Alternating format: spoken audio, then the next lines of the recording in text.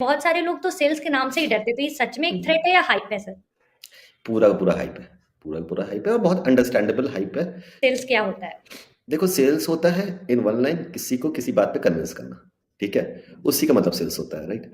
I can give you a lot of examples but आप खुद ही देखिए अगर आपको छोटे छोटे भाई बहन होंगे, छोटे छोटे होते खेलते रहते हैं, तो एक बच्चे उसका अटेंशन नहीं मिल रहा होता वो रोने लग जाता है या कुछ ऐसी हरकतें करते कि अटेंशन मिल जाए, तो what is that person doing? He is selling himself, correct? जी सर, कि मेरे करेक्ट। को ज्यादा अटेंशन मिले। आप लोग फिर स्कूल में टीचर को इंप्रेस करने के लिए सेल्स करते हो, आप अपनी लाइफ में लड़के लड़कियों को इंप्रेस करने के लिए करते हो, क्या है वो सेल्स ही तो है ना।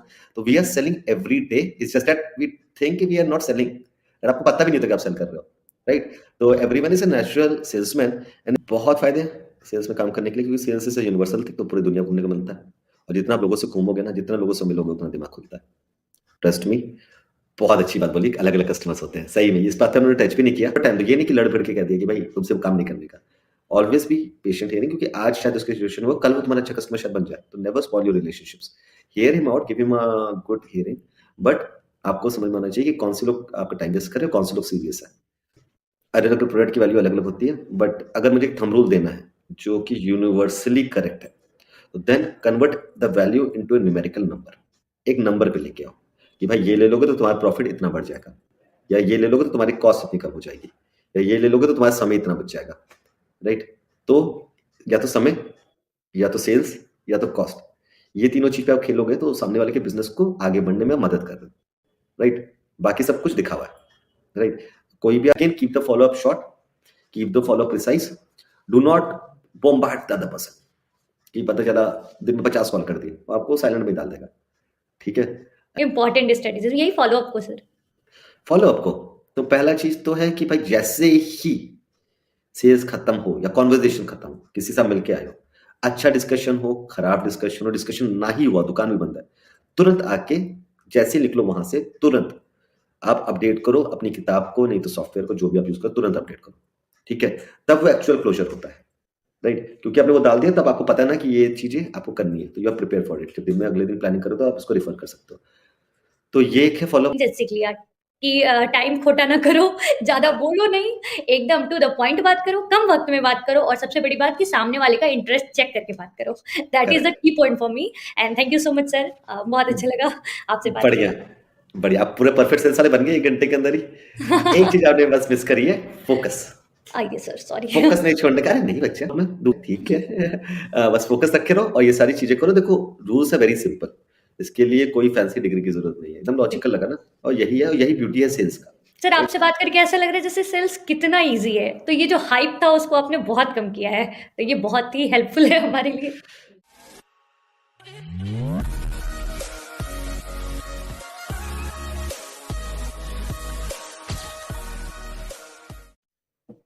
हेलो विशाल सर, कैसे हैं आप? हेलो अपर्णा, एकदम बढ़िया बेटा, how are you? Fine sir. Sir हमने पहले भी बहुत सारे ऐसे एजुकेशनल वीडियो बनाए थे जो कि सेल्स और अदर स्ट्रीम्स से रिलेटेड थे, लेकिन सर जब हम इंटरव्यू लेते हैं जहां बच्चे आते हैं तैयार प्लेसमेंट प्रोग्राम के थ्रू, उनसे जब हम क्वेश्चंस करते हैं तो बहुत सारे तो क्रॉस कर जाते हैं, लेकिन कुछ को बेसिक नॉलेज भी नहीं होता है सर, वो अटकते हैं, डरते हैं, झिझकते हैं आंसर करने में। तो हम लोगों ने सोचा कि क्यों ना इसके रिगार्डिंग एक पॉडकास्ट रिकॉर्ड करें और उसके लिए किसी एक्सपर्टीज को बुलाए, और सर हमारे पास आप है। थैंक यू सो मच, आपने हमें टाइम दिया। आपने इतनी जगह पे 20 साल से आपने सेल्स में अपना वक्त दिया है, इंडिया, यूरोप, यूएस, हर जगह में सर, तो आपसे बेटर हमें कौन बता सकता है। So thank you so much sir. Thank you so much Aparna, any time for you, any time for तैयार। सर सर तो मुझे सबसे पहले तो आप ये बताइए कि जो वो क्वेश्चन का आंसर देने में डरते हैं, बहुत सारे लोग तो सेल्स के नाम से ही डरते हैं, तो ये सच में एक थ्रेट है या हाइप है सर? पूरा का पूरा हाइप है, पूरा का पूरा हाइप है और बहुत अंडरस्टैंडेबल हाइप है, क्योंकि जब भी लोग सेल्स के बारे में करते हैं ना, तो वो देखते हैं कि उनके पापा चाचा कहीं ना कहीं जो सेल्स पे रहे होंगे, वो स्ट्रेस आउट रहते हैं क्योंकि वहां पे टारगेट्स होते हैं, हाँ sir, my right? Father also sir sales से ही रिलेटेड है, तो उनको भी मैंने देखा है, इसीलिए मुझे सबसे पहले लगा यही पूछूं कि सच में इतना है सर। आप बताइए, आपसे ज्यादा हाँ, एक्सपीरियंस। हाँ, तो बेटा टू बी ऑनेस्ट, जब मैं भी निकला था ना, प्रयागराज से ही निकला था, और काफी डरा रहता था सेल्स करने में, और हम तो इंटरनेशनल सेल्स करते थे, मतलब या जाके यूएस यूरोप इन सब जगह बेचते थे, और बड़ी टिकट का साइज बेचते थे, मिलियंस ऑफ डॉलर्स। तो डर लगता था, झिझक होती थी, फिर देन वी रियलाइज कि there is an art and science behind sales, right? एक तरीका होता है करने का, कुछ बेस्ट प्रैक्टिसेस होती है, अगर उसको आप दिमाग में रख रहे हैं, then it's very very easy, it's very easy to do. And the best thing about sales, एक ही चीज बस दिमाग में रखो, चाहे रिसेशन आए, चाहे नौकरियां लोगों के पास हो ना हो, सेल्स का प्रोफाइल जो है ना, कभी भी खराब नहीं होता, राइट? हमेशा सेल्स में नौकरियां होती है। और अगर आप एक बार सेल्स में अच्छे हो गए, तो आप अपने खुद का भी काम आराम से कर सकते हो, क्योंकि अगर आपको एक बार बेचना आ गया है, तो चाहे किसी और के लिए बेचो, चाहे खुद के लिए बेचो, आपको अंदर वो स्किल आ चुका है, राइट? तो वो आराम से एक अलग लेवल का कॉन्फिडेंस देता है बच्चों को, अगर वो स्किल को मास्टर कर लेते हैं। बट हाँ, नर्वसनेस तो होती है, हाइप तो है। और सर इसलिए भी होती होगी क्योंकि उन्होंने किसी एक्सपर्ट को नहीं देखा है, वो आसपास के लोगों को देखते होंगे जो कि बहुत अच्छे जगह पे नहीं पहुंच पाते होंगे, इसलिए। हाँ, करेक्ट। एंड बच्चे, इसमें ये भी होता है, माहौल बनाने वाला बहुत सीन होता है। लोग माहौल बना देते कितना डिफिकल्ट है, डिफिकल्ट सर है, इतना हाइप कर डिफिकल्ट। देते हैं, बहुत बहुत डिफिकल्ट है, नहीं जाना, पहले ही डरा देते हैं सर, इसीलिए तो। करेक्ट, सर वी वांट कि करेक्ट, कोई करेक्ट, ऐसा बंदा हमारे साथ जुड़े सर, की जो हमें एकदम क्लैरिटी दे दे कि नहीं कुछ नहीं है, डरो नहीं, आगे बढ़ो।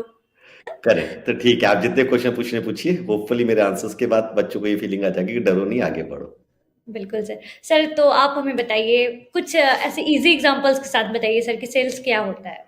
देखो, सेल्स होता है इन वन लाइन, किसी को किसी बात पे कन्विंस करना, ठीक है? उसी का मतलब सेल्स होता है, राइट? वो सिर्फ बेचना नहीं होता है, सर्विसिंग सब में काफी चीजों में लगता है। बट अगर एकदम सिंपल एग्जांपल दे, तो जो एचआर होता है या एडमिन होता है या ऑपरेशन, अलग अलग टाइप की नौकरियां होती हैं, वो बंदा तब करता है जब वो पढ़ाई लिखाई कर चुका होता है, नौकरी लग चुकी है, तब उसमें एक्सपीरियंस गेन करता है। बट सेल्स, आई बिलीव, एक बंदा पैदा होते ही करने लग जाता है। I can give you a lot of examples, but आप खुद ही देखिए, अगर आपको छोटे छोटे भाई बहन होंगे, छोटे छोटे होते हैं, खेलते रहते हैं, तो एक बच्चे उसका अटेंशन नहीं मिल रहा होता, वो रोने लग जाता है या कुछ ऐसी हरकतें करते कि अटेंशन मिल जाए। तो what is that person doing? He is selling himself, correct? Yes sir, कि मेरे करेक्ट। को ज्यादा अटेंशन मिले। आप लोग फिर स्कूल में टीचर को इम्प्रेस करने के लिए सेल्स करते हो, आप अपनी लाइफ में लड़के लड़कियों को इम्प्रेस करने के लिए करते हो, क्या है वो? सेल्स ही तो है ना। तो we are selling every day, it's just that we think we are not selling, और आपको पता भी नहीं होता कि आप सेल कर रहे हो, राइट? तो everyone is a natural salesman, and specially in countries like India, या जो डेवलपिंग या लेस डेवलप कंट्रीज है, राइट? वहां पे तो रोज ही चल रहा है, क्योंकि वहां पे सर्वाइवल ऑफ द फिटेस्ट है ना। तो रोज सर्वाइव करने के लिए किसी ना किसी को किसी ना किसी बात पे बनाना ही पड़ता है, राइट? तो सेल्स बहुत ही नेचुरली आ जाता है पढ़ाई करने के बाद ही। आई थिंक दूसरे तीसरे साल से लोग सेल्स करना सीख जाते हैं, राइट? Yes sir. तो अगर मैं इसको साइंटिफिकली तोड़ूं, तो सेल्स क्या है? किसी को कन्विंस करना। क्या? किस चीज पे कन्विंस करना? इस चीज पे नहीं कि खरीदो, नहीं, वो इस चीज पे कन्विंस करना कि आप जो देना चाह रहे हो उसमें बहुत वैल्यू है, and if they don't take this, they will miss out on that value. वो वैल्यू क्या है? जैसे सिंपल सा एग्जांपल ही जो बताया था ना, आप लोग बच्चे बच्चियां एक दूसरे से बात करते हो, तो आप लोग दिखाते हो ना कि मेरे को ये भी आता है, ये भी आता है, ये भी आता है। You are trying to present कि मेरे साथ इतना ढेर सारा वैल्यू है, राइट? तो वो उसी वैल्यू पे अगर आपने सामने वाले को कन्विंस कर लिया, देन द सामने वाला is intelligent enough to take that decision. At the end of the day, आप किसी भी चीज, किसी भी इंसान को किसी भी चीज को खरीदने के लिए कन्विंस कर रहे हो, या किसी भी इंसान को किसी भी चीज में टाइम इन्वेस्ट करने के लिए कह रहे हो, तो आप क्या कर रहे हो? आप कह रहे हो कि या तो अपना टाइम दो, या तो पैसा दो, और उसके बदले आपको ये मिलेगा। तो दैट सेल्स, राइट? सेल्स बहुत ही आसान है, अगर हम कुछ सिंपल रूल्स का फॉलो करें, राइट? लोगों को सेल्स करना नहीं आता है, इसलिए फंस जाते हैं, बहुत टाइम बर्बाद करते हैं, गलत लोगों के पास जाके बेचते हैं, गलत चीजें बेचते हैं। तो बस बीइंग, एक थोड़ा सा मैंने बताया था ना, आर्ट एंड साइंस, तो थोड़ा सा साइंस फॉलो करो, टाइम प्रायोरिटाइज करो, टारगेट्स प्रायोरिटाइज करो, थोड़ा सा आर्ट सीखो, मतलब आपकी प्रोडक्ट को कैसे सही तरीके से रिप्रेजेंट किया जा सकता है, आपकी बातों को कैसे सही तरीके से रिप्रेजेंट किया जाता है वो देखो, किसको बेचना है, कब बेचना है, कैसे बेचना है, वो सब देखो। तो बहुत ढेर सारी छोटी छोटी छोटी चीजें होती हैं, उस सबको आप ध्यान रखोगे तो चीजें आसान हो जाती सर आपने कहा सिंपल रूल, एक दो रूल का एग्जांपल दे सकते हैं क्या यूज कर सकते हैं हम सेल्स में? हैं। हाँ, तो सिंपल, जैसे हम आपको ये बताते हैं कि अगर सिंपल से एग्जांपल लेते हैं, आपने चाय की थड़ी देखी है ना, तो चाय की थड़ी में क्या होता है, वो आते हैं ना साइकिल से, वो टॉफी देने वाले, करेक्ट? तो अगर एक कोई नया टॉफी देने वाला है, पूरा डिब्बा ला के दे रहा है कि भाई ये टॉफी का डिब्बा रख लो, और समझा रहा है, उसने टेस्ट भी करा दिया, सस्ती भी है, अच्छी भी है, टेस्ट भी बढ़िया है, अच्छे ब्रांड की भी है, और वो कन्विंस करे जा रहा है, आधे घंटे से एक आदमी को कन्विंस करे जा रहा है, करे जा रहा है, करे जा रहा है कि खरीद लो। फिर आधे घंटे के बाद वो क्या कहता है कि भैया बाद में आना, मालिक नहीं है, राइट? तो आपके प्रोडक्ट में वैल्यू भी था, आपका प्रोडक्ट प्राइस भी सही था, आपके प्रोडक्ट की क्वालिटी भी अच्छी थी, बट आपका प्रोडक्ट आप किसको बेच रहे हो? वो बंदे को बेच रहे हो जिसके पास डिसीजन मेकिंग पावर नहीं है, राइट? क्योंकि वो मालिक नहीं है। तो आपका पूरा जो एफर्ट लगा वो क्या हो गया? जीरो। करेक्ट? तो पहला चीज जो आपको सेल्स में ध्यान रखना है कि आप किससे बात कर रहे हो। अगर बच्चों को नोट्स भी बनाना तो बना लो। पहला रूल है कि किससे बात कर रहे हो वो देखो, और वो बंदा डिसीजन ले सकता है कि नहीं। इज ही और शी द डिसीजन मेकर और नॉट? अगर वो डिसीजन मेकर है तो बढ़िया है, डिसीजन मेकर नहीं है तो सीधे पूछो भाई मालिक कहाँ है, कब आएगा? अच्छा बाद में आते हैं। काहे को टाइम बर्बाद करना, दूसरी दुकान में जाओ ना जहाँ पे मालिक है।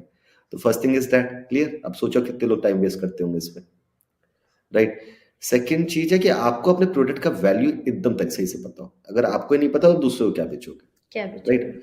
और वो वैल्यू एकदम 2 लाइन में आना चाहिए।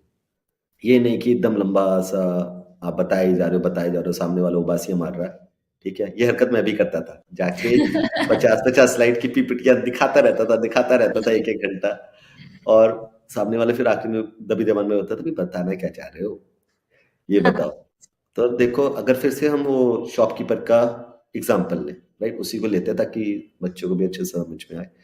तो अगर वहां पे वो मान लो टॉफी बेचने गया हुआ है, तो अगर उसने ये बोला कि भाई देखो, फलाना फलाना टॉफी का डिब्बे में इतनी टॉफी होती है, ये वाले में तुम्हें 10 टॉफी फ्री मिल रही है, एक तो उसके बाद ये डिब्बा भी है, और उसके बाद पैसे भी अभी नहीं देने, 1 हफ्ते के बाद दे देना, जब खाली हो जाएगा तब दे देना, और उसका टेस्ट इतना बढ़िया है, देखो टेस्ट कर लो, और इसके लिए हम तुम्हें पोस्टर भी लगा देंगे, इससे ब्रांडिंग हो जाएगी तो खुद भी बिकेगा, राइट?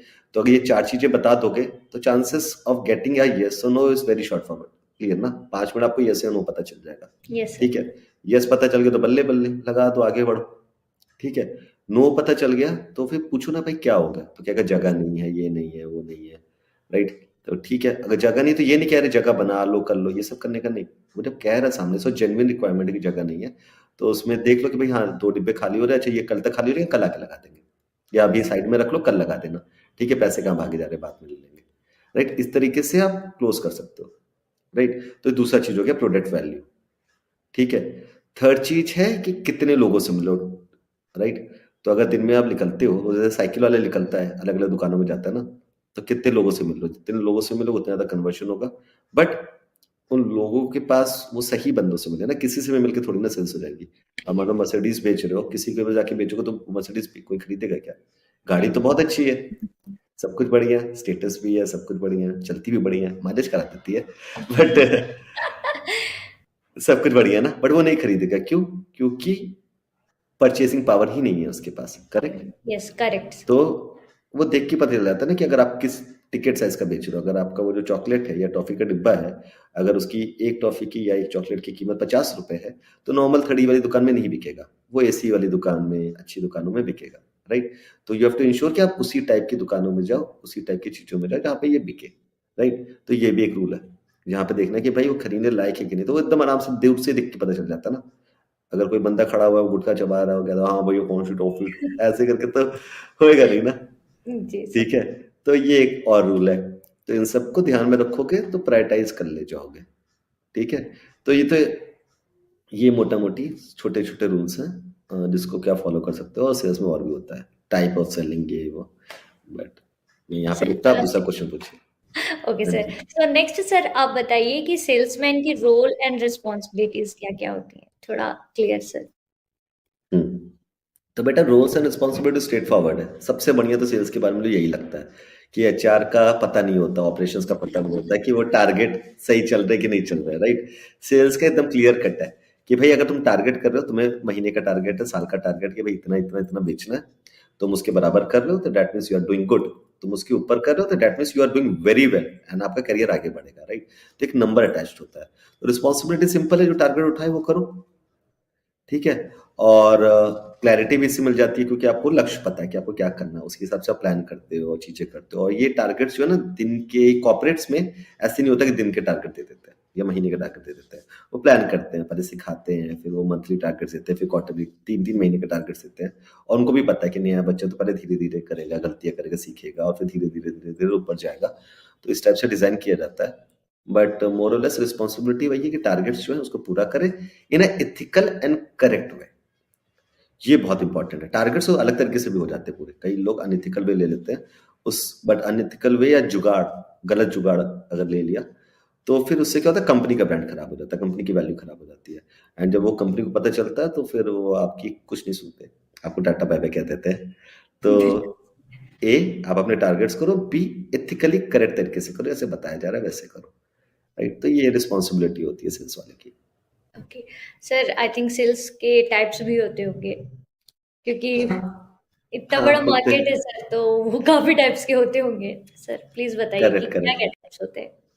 देखो, दुनिया में बहुत कुछ बिकता है, बिल्डिंग्स भी बिकती हैं, ठीक है, सॉफ्टवेयर्स भी बिकते हैं, दाल भी बिकती है, चावल भी बिकती है, राइट? तो हर एक टाइप की इंडस्ट्री के लिए अलग अलग टाइप के सेल्स होते हैं। अभी हम एकदम सिंपल रखते हैं, बेसिक रखते हैं, क्योंकि हम बच्चों की एकदम एंट्री लेवल नौकरी के लिए बता रहे हैं। तो उसमें अगर मैं दो सेग्रीगेशन करूं, राइट, तो पहला सेग्रीगेशन होगा कंसल्टेटिव सेल्स विज़र्विस टैक्टिकल सेल्स। ठीक है? तो कंसल्टेटिव सेल्स क्या होता है? कंसल्टेटिव जैसे द वर्ड इटसेल्फ था कि आप किसी को कंसल्ट कर रहे हो, बता रहे हो, समझा रहे हो, सिखा रहे हो, राइट? एक कॉन्सेप्ट बता रहे हो और उसके बाद बेच रहे हो, तो दैट इज कंसल्टेटिव। तो ये टिपिकली बहुत बड़ी टिकट साइज की सेल्स होती है, राइट? वैसे करोड़ों की जो डील होती है वो उस टाइप की होती है, बड़े बड़े कॉर्पोरेट्स बड़ी बड़ी चीजें खरीदते हैं, तो वो उस टाइप की होती है। इसको क्लोज करने के लिए टिपिकली आपको एक क्लाइंट से 5-6 बार मिलना पड़ता है, अलग-अलग लोगों को मिलना पड़ता है एक कंपनी में। सबका बाय-इन लेना पड़ता है, सब लोग को कन्विंस करना पड़ता है, वर्कशॉप्स होती है, काफ़ी ट्रैवल होता है। उसको करने कराने के बाद 6-7 महीने में बिकता है 1 डील, और वो डील फिर बहुत मोटी होती है। तो ऐसे ही अगर साल में बंदे ने 2 डीलें क्लोज कर दी तो उसको साल भर का टारगेट हो जाता है, राइट? तो that is known as consultative sales. वो टिपिकली लोग जब एक्सपीरियंस गेन कर लेते हैं, तब उनको ये अपॉर्च्युनिटी मिलती है। ये 5-6 साल के एक्सपीरियंस के बाद होता है, राइट? एंड अगर मुझे एकदम लेमन की तरह अगर आपको कंसल्टेटिव सेल का एग्जांपल अगर प्रयागराज या छोटे शहर के पॉइंट ऑफ व्यू से बताना है, तो जैसे जो घर बेचते हैं बड़े-बड़े, ठीक है, 50 लाख का, 1 करोड़ का, 2 करोड़ का जो घर बेचते हैं, तो वो सेल्स कंसल्टेटिव है। ऐसा नहीं कि भैया 1 करोड़ का घर है, ये ब्रोशर खरीद लो, हमने कहा हाँ वेरी गुड, ये लो, रख के चले जाओ, टॉफी का डिब्बा रख के चले, वैसा नहीं होता ना। 5 में मिलते हो, दिखाते हो, 4 क्वेश्चन के आंसर्स देते हो, राइट? लंबा खींचता है ना। तो ये होता है कंसल्टेटिव सेल्स। दूसरा होता है टैक्टिकल सेल्स। टैक्टिकल मतलब खट से, मतलब भैया ये टॉफी है, ये है, रख लो, ठीक है? तो वो टैक्टिकल हो गया। इसमें ड्यूरेशन ऑफ सेल्स का क्लोजर का बहुत छोटा होता है, 1 दिन, 1.5 दिन, ऐसा होता है। इसके और भी एग्जांपल्स हैं, सॉफ्टवेयर सेलिंग करते हैं ना, SaaS, ये सब जो प्रोडक्ट बेचते हैं, वो सब भी ऐसे होते हैं। फिनटेक काफ़ी ये करता है, और काफ़ी कंपनीज ऐसे वाला काम करते हैं कि जिसमें बहुत ही ऑब्वियस प्रोडक्ट है, बहुत ही क्लियर वैल्यू प्रोपोजिशन है कि भाई ये लगाओ तो ये हो जाएगा, इतना पैसा है, दे दो, राइट? या सब्सक्राइब कर लो। तो उस सेलिंग को कहते हैं आपका टैक्टिकल सेलिंग। एग्जांपल, आप जैसे घर में इंटरनेट लगाते हो ना, तो जियो वाला, ये एयरटेल वाला, ये कोई आता होगा तो सिंपल पूछते, भैया क्या प्लान है, ये प्लान है, ये लगा दो। तो वो बंदा बताता है ना आपको प्लान, तो सेल्स करने की कोशिश कर रहा है ना, बट उसका सेल्स उसी दिन क्लोज हो जाता है। तो ये टैक्टिकल होता है। तो इस टाइप से मोटा मोटी दो सेग्रीगेशन होता है, एक टैक्टिकल सेल्स और एक कंसल्टेटिव सेल्स। अभी आप लोग फोकस मोर और लेस जब करियर शुरू करो टैक्टिकल सेल्स में रखना चाहिए, ताकि उससे माइनर नुआंसेस सीख जाओ और छोटी डील करो और वो कॉन्फिडेंस लाओ, और उसके बाद gradually the career itself goes towards consultative sales, right? एक और तरीके से भी सेग्रीगेट कर सकते हैं, बहुत इंटरेस्टिंग है, बहुत ही लोकलाइज्ड है, hard selling and soft selling, right? तो ये हमारे फूफा जी ने हमें बताया था ये, और एक्सपीरियंस भी कराया था। तो हमारी फूफा जी की कपड़े की दुकान है, प्रयागराज में एक जगह है चौक। तो चौक के अंदर एक गली है जहाँ पे ढेर सारे कपड़ों की दुकानें हाँ, लगी कपड़ों हुई की है। दुकान है, यस सर। उस मार्केट का नाम नहीं याद आ रहा, उस पे हम 30-35 साल पहले गए थे, बट मेमोरीज बहुत क्लियर है। तो वो वहाँ पे बैठे हुए थे, तो वो बता रहे थे कि देखो, वो बड़े आराम से, जो भी कस्टमर आते थे, औरतों के कपड़ों की दुकानें हैं वहाँ पे, तो वो उनको बेचते थे। तो बड़े आराम से प्यार से बात करके, समझा के, दिखा के, मीठा मीठा बात करके, चाय पी लीजिए, ये कर लीजिए, वैसे करके बेचते थे। तो ये है सॉफ्ट सेलिंग। तो एक दिन मैंने उनके दुकान में बैठे, हमने देखा सॉफ्ट सेलिंग करते हुए, तो बढ़िया लगा, हमने कहा सेल्स ऐसी होती है।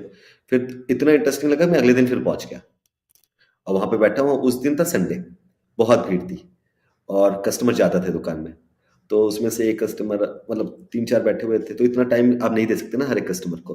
तो उसमें 2 कस्टमरों को, तो जो पुराने थे, तो ऐसी बात चल रही थी कि आप वेट करिए, ये करिए, वो भी समझ रहे थे, आराम से बैठे हुए थे। 2 नए कस्टमर आए थे, काफी इम्पेशेंट थे। तो उस पे एक कस्टमर का मुझे बहुत क्लियर मेमोरी है, उन्होंने बोला था कि वो कह रही थी ये दिखा दीजिए। तो आप, उन्होंने बोला कि यार ये जो है, ये आपके बजट में नहीं है, ये मत लीजिए, आप ये वाला ले लीजिए, ठीक है? क्योंकि पहले उन्होंने कुछ बजट बोला था कि क्या बजट है, तो उन्होंने बोला था ये है, तो कहते आपके बजट के बाहर है, ये मत लीजिए, ये ले लीजिए। तो बंदे को ईगो में लग गया, तो कहा नहीं नहीं दिखाओ दिखाओ क्या है, और खरीद के चला गया। तो यस। और उसके बाद जब खाली हुआ तो फूफा जी हमारे स्कूटर में जब बैठा के हमको घर छोड़ रहे थे, तो उन्होंने बताया था बेटा वो वाला जो सेलिंग था वो कहते हैं हार्ड सेलिंग, और ये वाला जो सेलिंग है ये है सॉफ्ट सेलिंग, दोनों में बेच ही रहे हैं, राइट। बट कुछ बिल्कुल कस्टमर्स को आपको हार्ड सेलिंग के अप्रोच से करना पड़ता है, कुछ कस्टमरों को सॉफ्ट सेलिंग के पॉइंट ऑफ व्यू से करना पड़ता है। तो ये भी एक तरीका है, hard selling with soft selling, right. और दोनों ही अपने तरीके पॉइंट ऑफ व्यू सही है, इट ऑल डिपेंड्स कि किस टाइप के कस्टमर से आप बात कर रहे हो, राइट। कस्टमर के भी अलग अलग टाइप होते हैं, हर कस्टमर के हिसाब से अलग अलग टाइप से बात करना पड़ता है, and so on so fourth. But आपके क्वेश्चन का आंसर किस टाइप की सेल्स होती है, टैक्टिकल और कंसल्टेटिव एंड हार्ड सेलिंग और सॉफ्ट सेलिंग, ये 4 टाइप की चीज अपने दिमाग में रखोगे और अब से इवेलुएट करोगे आगे चल के, और खुद ही आपका वो फ्रेमवर्क अगर दिमाग में रखेंगे तो खुद से आपको विद एक्सपीरियंस समझ में आ जाएगा। सर। सर कौन कौन से लोग इस जॉब के लिए अप्रोच कर सकते हैं? बेसिकली हमें ये बताइए कि क्वालिफिकेशन क्या होती है सर? सेल्स के लिए यस सर। अरे कोई भी, हमने बोला ना बच्चा बचपन से ही सीख जाता है सेल्स करना, राइट। तो यस। यही अच्छी बात है क्योंकि एचआर एडमिन इन सब में ना थोड़ा सा थ्योरी चाहिए होता है। हाँ यस सर। जैसे फाइनेंस का है तो आपको क्रेडिट डेबिट नहीं पता तो आप क्या फाइनेंस कर लोगे, राइट। अगर ऑपरेशंस का है तो अगर आप फैक्ट्री में नहीं गए हो या आपने जस्ट काफी उनके प्रोसीजर्स होते हैं, चीजें होती हैं, अगर आपको वो नहीं मालूम तो आप कैसे ऑपरेशंस करोगे, राइट। टेक्निकल है, राइट।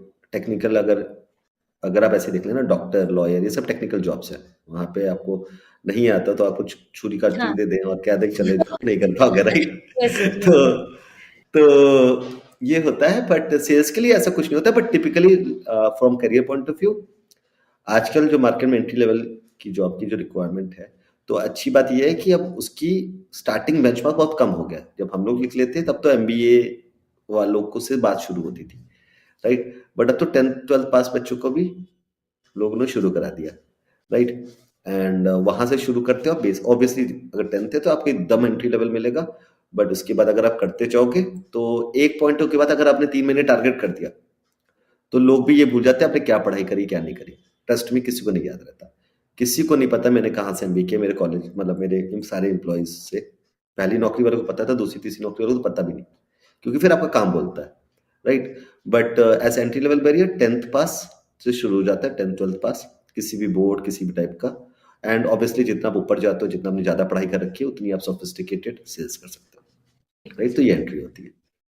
सर आपके मुताबिक सेल्स में सक्सेसफुल होने के लिए क्या क्वालिटीज और स्किल्स होना इम्पोर्टेंट है? सिंपल है बेटा, डिसिप्लिन बहुत जरूरी है। सेल्स या किसी भी प्रोफाइल के होने के लिए अगर आप एंट्री लेवल कर रहे हो ना, डिसिप्लिन बहुत बहुत बहुत जरूरी है। मुझे याद है मैं शंघाई में था तो मेरा बॉस था, राइट, तो चाइनीज था, तो वो मुझे बता रहा था कि Vishal we are very very focus people, तो हमने कहा वेरी गुड। तो हमने अगली बार फिर से Vishal we are very very focus people, very focus people. तो हमने कहा भैया हम भी फोकस है मतलब क्या है, तो उसका मतलब था कि भाई इधर उधर की बातें ना करो, कोई 10 चीजें इसी में फोकस किया करो। देन आई रियलाइज दैट तो फोकस होना बहुत जरूरी है, यस। प्लानिंग बहुत बहुत बहुत जरूरी है, डिसिप्लिन होना बहुत जरूरी है। एंड अगर आप फोकस रहोगे डिसिप्लिन रहोगे तो बाकी जो चीजें चाहिए होती है ना स्किल्स के लिए वो आप खुद ही से आ जाती है, जैसे टाइम मैनेजमेंट जो मैंने बताया था ना, प्रायोरिटाइज करना, पिच बनाना, वो सारी चीजें खुद से आ जाती है। तो let's take an example, right. Example है कि आप जाके किसी को कुछ बेचने की कोशिश कर रहे हो, तो वही वाला बताया था, तो सुबह उठ के जब बेचने जा रहे हो तो उसके पहले ही आप पूरी लिस्ट बना लो कि कौन से मोहल्ले में जा रहे हो, या अगर आप फोन से कर रहे हो तो किस किस को फोन करना है उसकी एक लिस्ट बना लो। फिर उस लिस्ट में थोड़ी सी रिसर्च कर लो कि भाई इस कंपनी में पैसे हैं भी कि नहीं, या इसकी खरीदने की मतलब हिम्मत है कि नहीं अभी करेंटली, राइट। तो वो आप अगर लिस्ट बनाओगे 20 लोग का 5-10 नाम तो वैसे ही कट जाएंगे, राइट, तो उनको हटा दो। फिर उसके बाद जो बचेंगे उसमें देखो, उसके बाद उसमें से देखो कि भाई इन सब में मालिक कहाँ कहाँ बैठता है, राइट। तो पता चला 4 दुकानों में तो उनकी दुकान ही नहीं, मालिक तो कहीं और बैठता है, दुकान में कोई और बैठता है, तो वो 4 नाम भी हट गया ना। 2 they are the right customer for you, but वहां पे जो मैंने नहीं बताया था स्टार्टिंग में मालिक ही नहीं है तो बिकेगा ही नहीं, राइट। तो शोरूम बड़ा अच्छा होगा, दुकान बहुत अच्छी होगी, खरीद सकता है, आपका कॉम्पिटिटर का माल भी बड़ा है, बट वो बंदा नहीं खरीदेगा क्योंकि वो फ्रेंचाइज है, उसका मे बी मालिक कहीं और बैठा हुआ है। तो उनको भी आप पन्ने से हटा दो, बचे हुए क्या होने वही लोग जिनका मालिक भी बैठा है जो खरीद भी सकते हैं, राइट।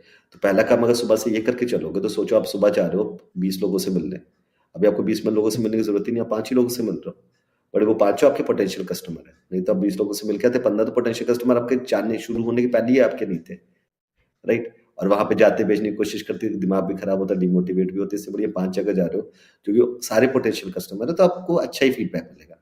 और घर जब आते हो तो मोटिवेटेड भी रहते हो, टाइम भी अच्छे से मैनेज हो जाता है, राइट? ए। बी, हमेशा अपनी पिच को इम्प्रोवाइज करो, हमेशा। ट्रस्ट मी, सेल्स में जितना आप एक्सपीरियंस के साथ बहुत बहुत बहुत कुछ खुद से सीखोगे। सबकी अपनी एक जर्नी होती है।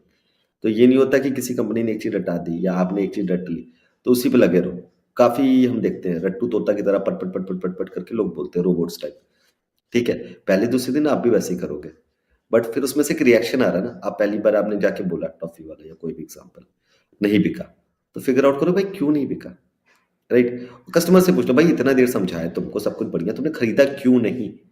तो कस्टमर ही बता देगा, भाई इस वजह से नहीं खरीदा, क्योंकि तुम्हारा डिब्बा इतना मोटा है, इतनी सॉफ्ट टॉफी मेरे रखने की जगह ही नहीं है, राइट? तो क्या पता प्रोडक्ट में खराबी नहीं थी, कुछ नहीं थी, इस वजह से। या फिर तुम्हारा सब कुछ दे रहे हो बट तुम मेरे को पोस्टर नहीं दे रहे, उसको मैं लगा दूं ताकि लोग मांगे, क्योंकि तुम्हारा नया प्रोडक्ट है। तो इस टाइप की चीजें आती है, राइट? तो ये and this will keep on evolving. तो आप पूछ के करके कर सकते हो। तो you always have to figure out कि भाई क्यों नहीं क्लोज हुआ, उसके क्या रीजंस है, और उसको इनकॉर्पोरेट करते रहोगे ना तो धीरे धीरे धीरे धीरे हो जाएगा, राइट? तो ये एक चीज पे बहुत ध्यान रखो। और रोज रोज एक गलती लोग क्या करते हैं कि खास तौर से जब कंसल्टेटिव सेलिंग होती है, टेक्निकल वाले तो रोज निकलते हैं दाल रोटी निकालने, रोज तेल कुआं खोदते हैं, रोज पानी निकालते हैं। बट जो कंसल्टेटिव वाले होते हैं ना, जैसे कि घर बेच रहे हैं, बिल्डिंग बेच रहे हैं, बड़े बड़े प्रोजेक्ट्स बेच रहे हैं, तो उनको जहाँ 2-3 अच्छे कस्टमर लग जाते हैं, जहाँ पे वो दिलासा आ जाता है कि हाँ ये लोग खरीद लेंगे, वो नई पाइपलाइन बनाना छोड़ देते हैं। पाइपलाइन बोले तो नए कस्टमरों से मिलना छोड़ देते हैं। और हुआ क्या कि ये 2-3 कस्टमर से 1-2 भी सरक गए। कोई किसी के पैसा कहीं और लगाना है, कुछ और रीज़न की वजह से कहीं और पैसा लगाना है या कुछ और चीज़ें करनी है, प्रायोरिटाइज़ेशन कुछ और हो गया, right? Company point of view से सोचे तो सीईओ ही चेंज हो गया या कोई चेंज हो गया, जो बंदे आपको कॉन्ट्रैक्ट कर रहा था उसने कहीं और नौकरी ले ली, राइट? या इंटरनल हो गया या बजट इश्यू आ गया उस कंपनी में, कंपनी के पास अभी वो पैसा नहीं है उतना जितना पहले था, राइट? तो बहुत ढेर सारे अननोन वेरिएबल्स आ जाते हैं जिसकी वजह से पाइपलाइन गड़बड़ा जाती है, राइट? तो इसलिए हमेशा 2 चीज़ों में फोकस रखना चाहिए। तो जो कॉन्टैक्ट्स है उसको क्लोज करते रहो, और दूसरा नई पाइपलाइन बनाते रहो। मतलब क्या, नए लोगों से मिलते रहो, नए लोगों को अपने डेटाबेस में लाते रहो, नया नेटवर्क बनाते रहो। तो टाइम को भी रोज इसी हिसाब से डिवाइड करना चाहिए कि 30-40% is building the new pipeline, right? नए लोगों से मिलते रहो। 30-40% इज एसेंशियली जिनसे मिले हुए उनको आगे की तरफ लेके जाओ, क्लोज करने के जाओ। और जो बच जाए टाइम 10-15-20% उस पर स्ट्रेटेजाइज करो। स्ट्रेटेजाइज नहीं करते लोग कि यार दूसरों से पूछ लो, नहीं बिक रहा, तुम्हारा कैसे बिक रहा, तुम कैसे ज्यादा बेच दे रहे हो, मेरे में क्या हो रहा है, सीखो, राइट? तो ये गलती काफी लोग करते हैं, एक ही चीज जो कर रहे हैं वही करते रहते हैं, और उसके बाद देन दे रियलाइज टाइम तो ऐसे बहता है, right? Then they realise after 1-2 years कि they are stuck with the same thing और they are not able to do more things, right? ज्यादा टारगेट्स नहीं कर पा रहे, आगे नहीं बढ़ पा रहे करियर में। तो सिंपल है, 30-40% पाइपलाइन बनाते रहो, 30-40% जो है वो क्लोज करते रहो, 20% इम्प्रोवाइज करो। And the best thing about sales, the best thing about sales is कि अगर आप 3-4 साल सेल्स में रह गए तो आपका नेटवर्क इतना तगड़ा बन जाता है ना, इतने लोगों से आप मिले रहते हो ना, उसका बेनिफिट आपको लाइफ लॉन्ग मिलता है। मैं 15 साल 20 साल पहले किसी को कहीं पे मिला था, यूएस में किसी से मिला था, यूरोप में किसी से मिला था, या शंघाई में मिला था, या मिडिल ईस्ट में मिला था, उनसे आज भी टच में, राइट? क्योंकि कहीं ना कहीं हमने उनको सही वैल्यू दी थी, सही ऑनेस्टली बताया था, तो उन्होंने भी अप्रिशिएट किया था, तो then they also want to be in touch with the right people, yes sir. Right? तो वो बहुत अच्छी बात होती है। तो ये सब चीजों का थोड़ा बहुत ध्यान देना चाहिए। सर सेल्स में काम करने के क्या क्या फायदे हैं, लाइक करियर में ग्रोथ और अपॉर्चुनिटीज क्या क्या होती हैं सर? बहुत फायदे हैं सेल्स में काम करने के लिए, क्योंकि सेल्स इज यूनिवर्सल थिंग, तो पूरी दुनिया घूमने को मिलता है। और जितना आप लोगों से घूमोगे ना, जितना लोगों से मिलोगे, उतना दिमाग खुलता है। ट्रस्ट मी, बहुत ज्यादा इम्पैक्ट पड़ता है। मेरे कलीग्स हैं या जो लोग हैं जो ऑफिस के अंदर काम कर रहे हैं ना 15-16 साल एक ही जगह में आके, तो उनका माइंडसेट वही जो 15-20 लोग के साथ रहना देना, तो वैसा ही हो गया। विजर्विस जब ट्रैवल करते हो आप, अलग अलग लोगों से मिलते हो, अलग कल्चर में, तो उनसे भी बहुत कुछ सीखने को मिलता है, राइट? तो एक तो ये है कि एक्सपोजर बहुत मिलता है, बहुत लोगों से सीखने को मिलता है, बहुत लोगों से बात करने को मिलता है। तो that's the biggest biggest biggest advantage. Obviously और एडवांटेज है कि आपका नेटवर्क बनता है, और एडवांटेज है कि आपके अंदर वो इनहेरेंट कॉन्फिडेंस आ जाता है कि डर खत्म हो जाता है कि यार कल को सब कुछ खराब हो गया, कंपनी डूब गई, जैसे अभी कोविड आया था, राइट? तो कि लोगों ने सोचा नहीं था कि ऐसा हो जाएगा कि 2 साल सब कुछ बंद हो जाएगा, यस सर। राइट? और काफ़ी लोग जिनको पता नहीं था कि नई चीज़ें कैसे शुरू करते हैं, तो काफ़ी लोग ने काफ़ी नुकसान उठाया, राइट? बट अगर उनके अंदर सेल्स की स्किल्स होती, तो कुछ भी नया शुरू कर सकते थे ना। काफ़ी लोगों ने इसको अपॉर्च्युनिटी भी बनाया। मेरे काफ़ी दोस्तों ने और हमने भी वो उन सब चीज़ों में काम किया जो उस समय हॉट थी, उस ड्यूरेशन में वो सब चीज़ों की डिमांड थी। और क्योंकि हम लोग को सेल्स करना आता था, हमारा लोग का नेटवर्क था, तो we were able to execute that, क्योंकि उस स्किल को लेके। बट काफ़ी लोगों को ये स्किल ही नहीं पता, क्लूलेस रहते हैं। तो अगर सेल्स की स्किल्स रहेगी तो आप कभी भी क्लूलेस नहीं रहोगे, और हमेशा वो कॉन्फिडेंस रहेगा यार कि हम कुछ ना कुछ तो कर ही ले जाएँगे, राइट? तो इम्पोर्टेंट थिंग है 3-4 साल टिको एक जगह, एक बढ़िया जगह में, एक बढ़िया कंपनी में, सीख लो जितना सीखना है। और उसके बाद तो इतना कॉन्फिडेंस आ जाएगा ना कि कभी ये वाला डर नहीं रहेगा, अरे नौकरी चली गई तो, अरे ये नहीं हुआ तो, अरे वो नहीं हुआ तो। और वो डर आप लोग को अभी रियलाइज नहीं हो रहा है, बट 90% लोग इंडिया में नहीं, वर्ल्ड वाइड इसी डर में फंसे रहते हैं। और यस जब सर। आप डर के काम करते हो तो कुछ काम हो ही नहीं पाता, वो झिझक नेचुरली अंदर से रहती है, राइट? तो ये भी बहुत एडवांटेज रहता है, अलग लोगों से मिलते हो, अलग चीज़ों से मिलते हो, और दूसरे पॉइंट ऑफ व्यू की से भी बात करते हो। अभी क्या होता है, अगर आप इंटरनल जॉब करते हो, जैसे कि ऑपरेशन एचआर, ये सारी जॉब्स, तो आपको सिर्फ अंदर की चीज़ सिखाई देती है, कंपनी के अंदर कैसे काम, और सिर्फ आपको उसी पे एक्सपोजर मिलता है। बट आप सेल्स करते हो, दूसरी कंपनी के बारे में भी बात करते हो ना, तो उनसे भी सीखते हो। तो अलग-अलग कंपनी के बारे में सीखते हो, तो आपका नॉलेज बेस भी बहुत, बहुत, बहुत तगड़ा होता है, बन जाता है। तो ये भी एडवांटेज है। सर चलिए, ये तो हो गई कि पॉजिटिव चीज़ें। और हम चाहते हैं कि हम अपने जितने भी सर स्टूडेंट हो या एम्प्लॉयज़ हो, जो भी देखना चाहते हैं, उनको हम सारी चीज़ें बताएं। तो जैसे हर एक सिक्के के दो पहलू होते हैं सर, तो अब हम चलते हैं दूसरे पहलू पर। और आप हमें बताइए सर कि एक सेल्समैन के लिए क्या क्या प्रॉब्लम्स होते हैं, क्या क्या चैलेंजेस फेस करना होता है उन्हें। देखो चैलेंजेस, तो यार मैं बहुत ही ऑप्टिमिस्टिक बनता हूँ, ठीक है? लाइफ को बहुत सिंपल तरीके से देखता हूँ, तो मैं नेगेटिविटी या चैलेंजेस उस तरह से देखता ही नहीं हूँ। सर अगर कुछ चीजें तो चले, होंगे जिसको देख सकते हैं, हम ठीक कर सकते हैं। जी जी जी जी लाइक जी, आते ही होंगे कुछ ना कुछ तो, जो न्यू कमर्स एक, होते हैं सर, उन्हें फेस करना पड़ता होगा।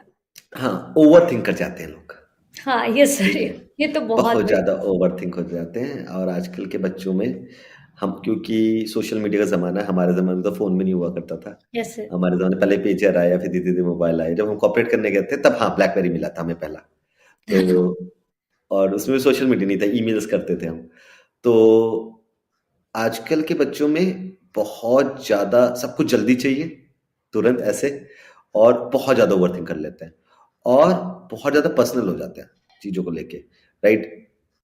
What they have to do is कि ये सब चीज़ों को अवॉइड करें। अगर इन सब चीज़ों को अवॉइड करेंगे तो दिमाग एकदम क्लियर रहेगा, क्लैरिटी ऑफ थॉट रहेगा। क्लैरिटी ऑफ थॉट रहेगा तो आप जो नॉलेज मिल रहा है, जो रीज़न मिल रहा है, उसको प्रोसेस कर पाओगे।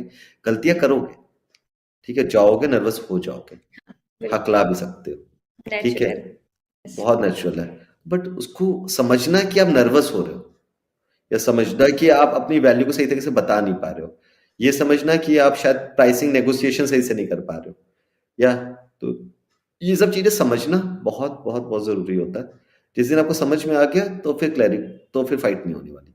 बट सेल्स करना इज़ फॉर पीपल जो डिटरमाइंड है अंदर से, ठीक है? मैंने जो देखा है कॉमन फैक्टर, जो सक्सेसफुल सेल्स वालों को देखा ना, सेल्स तो पूरी दुनिया करती है, बट जो मैंने देखा कि जिन्होंने अपना करियर बना दिया, वो बहुत बड़े, जहाँ से शुरू किया तो वहाँ से कहाँ पहुँच गए, जो 15-17 साल में, उसमें जो मैंने देखा है कि ये बंदे वर ऑलवेज लर्नर्स, वो सीखते रहते थे, लर्न रहते थे, and they was always open for feedback.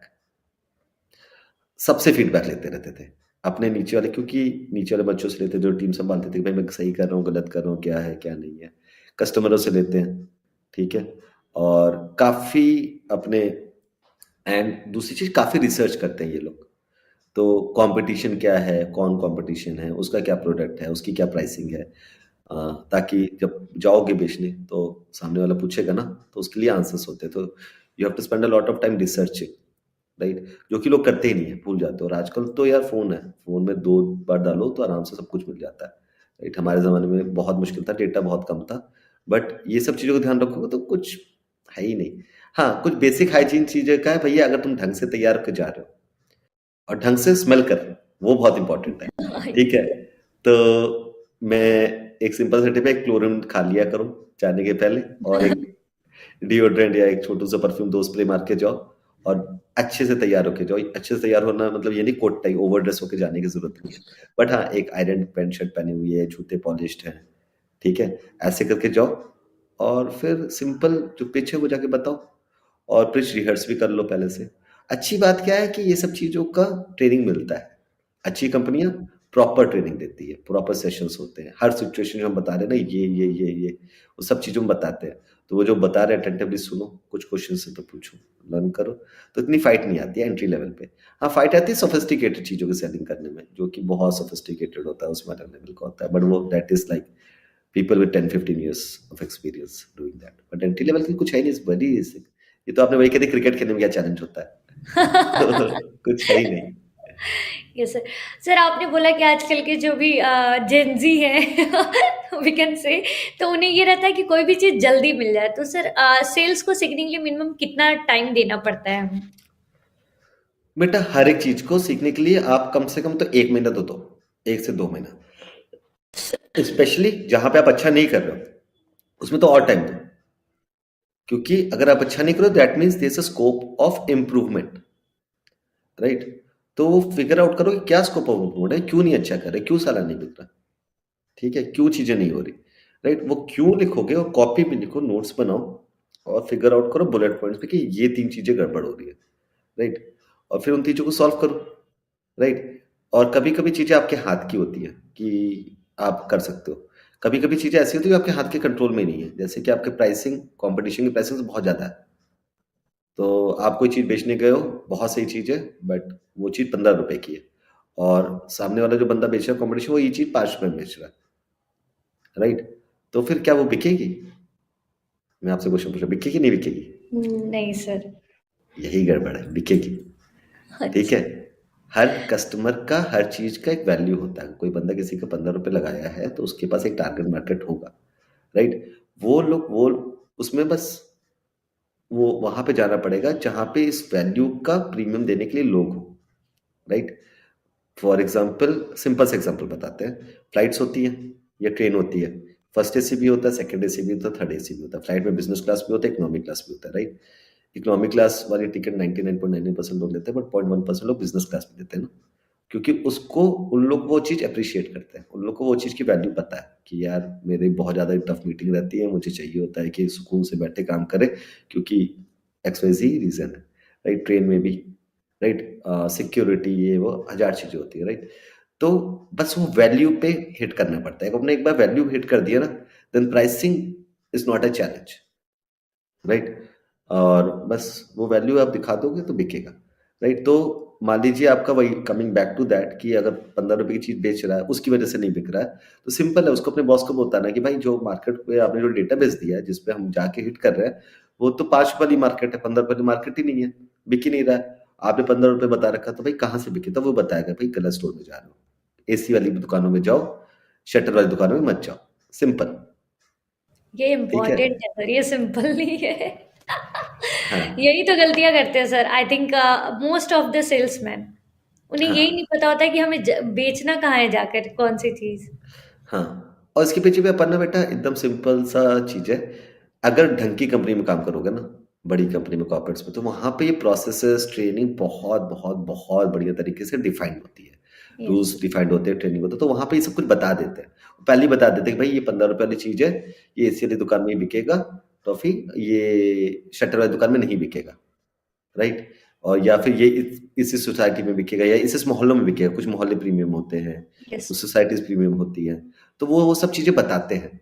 आपको उनके बताए हुए रूल्स पे अपना दिमाग लगा के आइडेंटिफ़ाई करना पड़ता है, लोकलाइज़, और फिर करना होता है। तो बस ये छोटे-छोटे रूल्स हैं, जो कि पता चल जाएगा। हाँ, यहाँ पे एक्सपोज़र अभी कम है ना, इस वजह से ये सब क्वेश्चन सारे, बट एक बार जब एक्सपोज़र मिल जाएगा ना, तो चीज़ें बहुत, बहुत, बहुत आसान लगने लग जाती हैं। सर अगर हम 10 दुकानों पे सेल करने जाते हैं तो ज़रूरी नहीं है कि वो 10 के 10 हाँ करें, राइट? उसमें से हो सकता है 2 या 3 हाँ करें और 7 के 7 रिजेक्ट कर दें। सर तो कस्टमर रिजेक्शन को हैंडल कैसे किया जा सकता है सर? क्योंकि इससे सिंपल। बहुत लोग होपलेस हो जाते हैं। तो सर अरे कुछ तो टिप्स दीजिए। वो हाँ, तो अगेन इट्स माइंडसेट थिंग। देखिए 10 दुकानें और 2 दुकानें और 50 दुकानें, तो पहले तो मैं आपको ये बताता हूँ, क्योंकि इतना दुनिया भर घूमा है। द वर्ल्ड इज बिग, बहुत बड़ी दुनिया है। 1.4 बिलियन तो इंडिया में लोग हैं, यस। राइट? पूरी दुनिया में बहुत लोग हैं, राइट? बहुत बड़ी पॉपुलेशन है। तो कभी ये मत सोचना कि अरे 10 में से 4 हुए, 10 में से 6 हुए, 10 में से 7 ने रिजेक्ट कर लिया। करोड़ों लोग हैं, राइट? इंपॉर्टेंट चीज क्या है कि 2 क्लोज जो हुए वो क्यों हुए, और जो 7 नहीं क्लोज हुए क्यों नहीं हुए। तो पहले दिन या पहले महीने आपने 100 लोगों के पास गए, 15 लोगों ने लिया, 75 85 लोगों ने नहीं लिया। आपका टारगेट होना चाहिए कि अगले महीने ये 70-30 हो जाए, 70 लोग ना ले, 30 लोग ले। फिर उसके अगले महीने ये 40 लोग ले और 60 लोग ना ले। ये रेशियो जब तक आपका ऐसे ग्राफ ऐसे ऊपर चलता जा रहा है ना, तब तक ठीक है। और रिजेक्शन से तो अच्छा कुछ होता ही नहीं है, क्योंकि जब रिजेक्शन होता है तो आपको अपनी चीज की वैल्यू पता चलती है, आपको पता चलता है क्या रीजन है, तो आपको सुधारने का मौका मिलता है। अगर रिजेक्शन नहीं हो रहा कोई, तो आपने बहुत प्रोडक्ट्स देखे होंगे कि आते ही एकदम हॉट तरीके से बिकते हैं, धड़ाधड़ धड़ाधड़ धड़ाधड़, बहुत तेजी से ऊपर आते हैं और खट से तेजी से खत्म भी हो जाते हैं। यस तो सर। उनका ऐसे चलता है, कर्व ऐसे आते हैं और ऐसे हो जाते हैं, राइट? क्योंकि ना तेजी तेजी से बिक रहा होता है, लोग देख ही नहीं पाते कि रिजेक्ट कहाँ होगा, और जब होता तो दे वर नॉट प्रिपेयर्ड और पूरी उनकी मार्केट ही खत्म हो जाती है। तो डिसअपॉइंट तो होना नहीं है। Yes. Sales is not for weak-hearted people. हम्म। Sales is for strong-hearted people, right? And sales में अगर स्ट्रॉन्ग हार्ट रहोगे तो बहुत पैसा कमाने को मिलोगे। Sales is the only thing जहां पे सीटीसी जो है वो होता है। हर कंपनी में क्या होता है, सीटीसी होता है ना, कॉस्ट टू कंपनी। वो कह देगा कि आपका 3 लाख का पैकेज है, 5 का है, 50 का, 1 करोड़ का, 2 करोड़ का, कोई भी पैकेजिंग बताएगा। तो मान लीजिए एचआर है, फाइनेंस है, ऑपरेशन है, उसमें वो नंबर मोर और लेस फिक्स्ड होता है कि भाई इतने रुपए जो है फिक्स्ड है, इतने रुपए जो है वो वेरिएबल है based on your performance. But उसमें एक लिमिट होती है। सेल्स में क्या होता है, इतनी तो आपकी फिक्स है, इतना जो है आपका कमीशन का परसेंटेज है। अब आपके ऊपर आप कितना बेच रहे हो। अगर आपको 100 का टारगेट था बट आपने 500 बेच दिया और आपका 10% उसमें कमीशन था, तो आप तो 500 में कमीशन पाओगे ना। हाँ। Yes sir. और 500 पे अगर आप कमीशन पा गए तो आपको उसी समय प्रमोशन भी हो जाएगा और फिक्स भी बढ़ जाएगा, राइट? तो सेल्स में ये भी बहुत अच्छी बात होती है कि यार मोटिवेटेड रहो पैसे कमाने के लिए, आगे बढ़ने के लिए। क्लियर कट टारगेट है, उसको ओवर अचीव करने की कोशिश करो, गलतियां जो है सीखो, डिमोटिवेट ना रहो और बढ़ते रहो, यस। राइट? कभी कभी आपको ये रियलाइज हो गया आप गलत कंपनी में पड़ गए हो, गलत प्रोडक्ट है, ठीक है? तो वो जब वो भी अंडरस्टैंडिंग आ जाती है 1-2 महीने बाद, तो उसके बाद स्विच कर जाओ, राइट?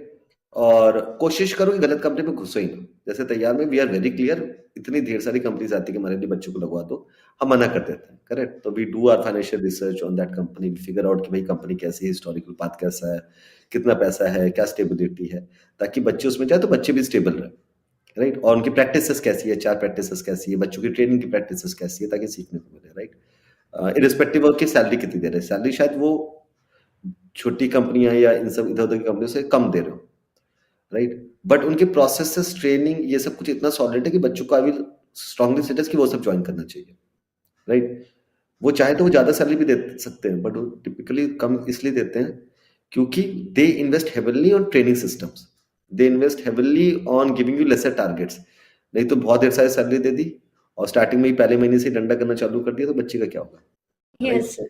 तो ये सब सेलेक्ट द कंपनी करेक्टली, ये सब थोड़ा बहुत रिसर्च रिसर्च करके कर ले तो उतना फाइट नहीं आता। सर सेल्स में हमने काफी टर्म्स सुने हैं, जैसे टेली सेल्स, उसमें भी inbound, outbound, feet on street, sir ये सब क्या होते हैं? हाँ, ये सब अलग अलग इंडस्ट्री के अलग अलग टर्मिनोलॉजीज होते हैं। जैसे कॉल सेंटर में ये इनबाउंड, आउटबाउंड, टेली सेल्स और ये कस्टमर सपोर्ट रिप्रेजेंटेटिव, ये सब टर्म्स आते हैं। सेम चीज अगर आप फिनटेक में करो तो वहाँ पे एफओएस और ये सारी चीजें इस्तेमाल होती है। तो पहले मैं आपको पहला वाला समझाता हूँ कि इनबाउंड और आउटबाउंड क्या होता है। तो inbound as a word itself suggest, right? Inbound, अंदर आ रही है कॉल, तो वो होता है इनबाउंड, जहाँ पे आपको कॉल रिसीव होती है। और आउटबाउंड होता है जब आप लोगों को कॉल करते हो, तो आउटबाउंड, तो बाहर जाने वाली कॉल, आउट, राइट?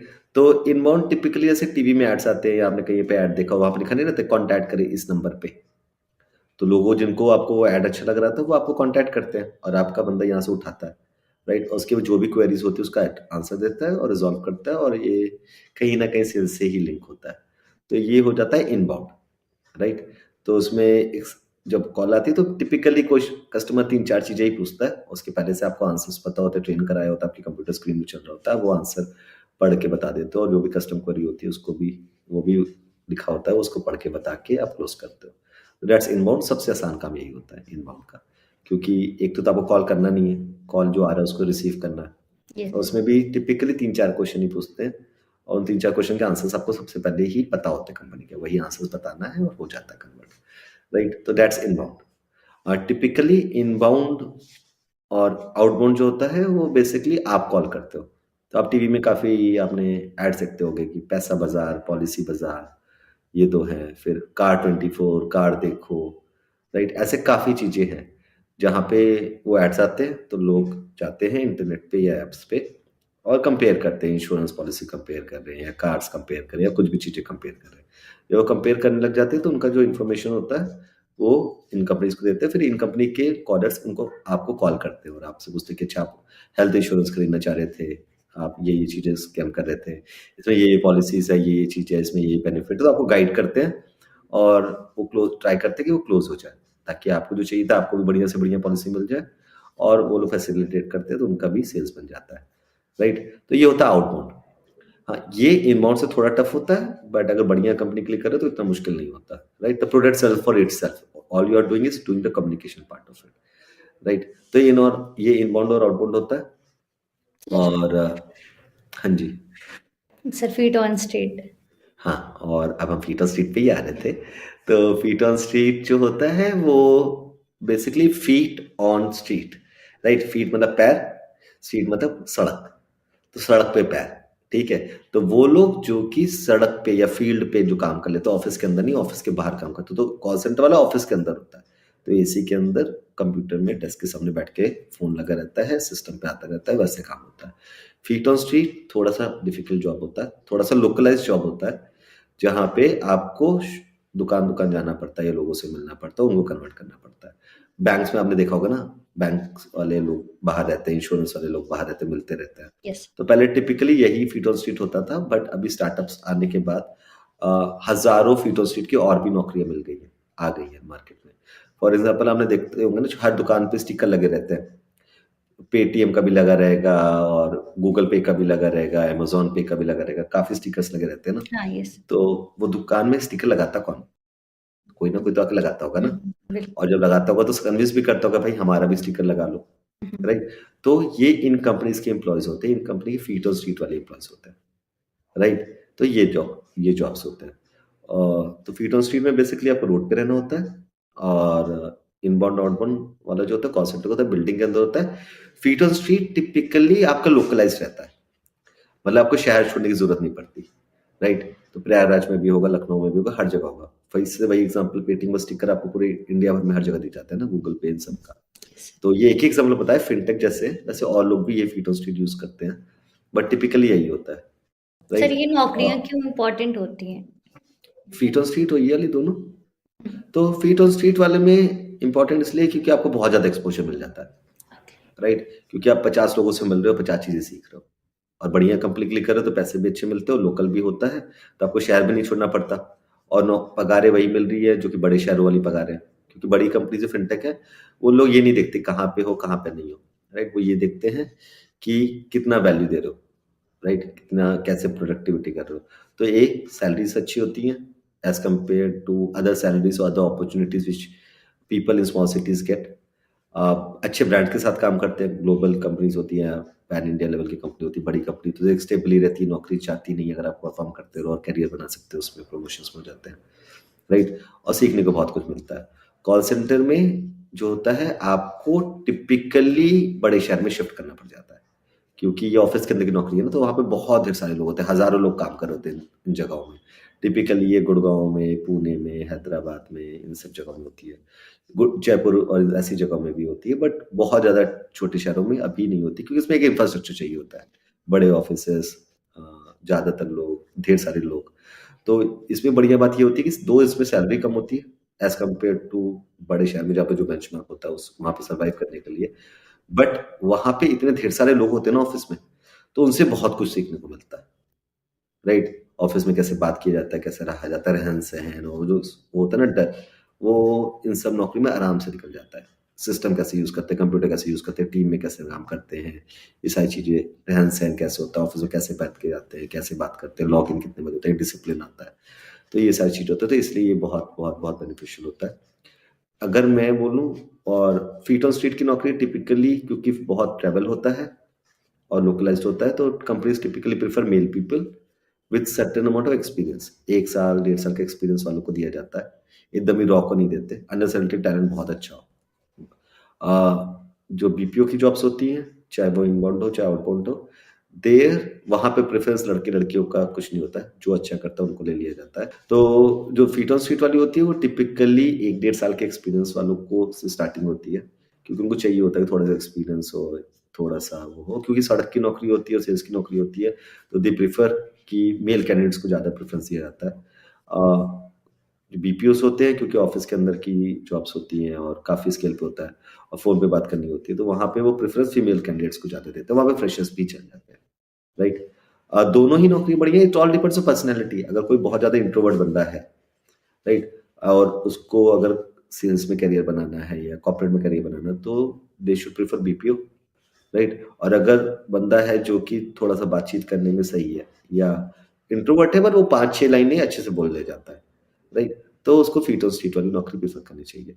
टिपिकली मैंने ज़िंदगी भर फील्ड फील्ड वाली नौकरी करी। मैं भी फीट ऑन स्ट्रीट ही था। मैं भी ऑफ़िस के अंदर नहीं जाता था। हाँ, मैं लोकल मार्केट की जगह मैं इंटरनेशनल मार्केट ट्रैवल करता था, बट नौकरी वही थी।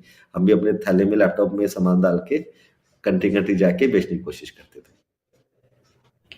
सर सेल्स में जो कस्टमर्स होते हैं वो अलग-अलग तरीके के होते हैं, तो उनको डील करने के लिए सर आपकी स्ट्रैटेजीज़ और आपके टेक्निक्स क्या थे?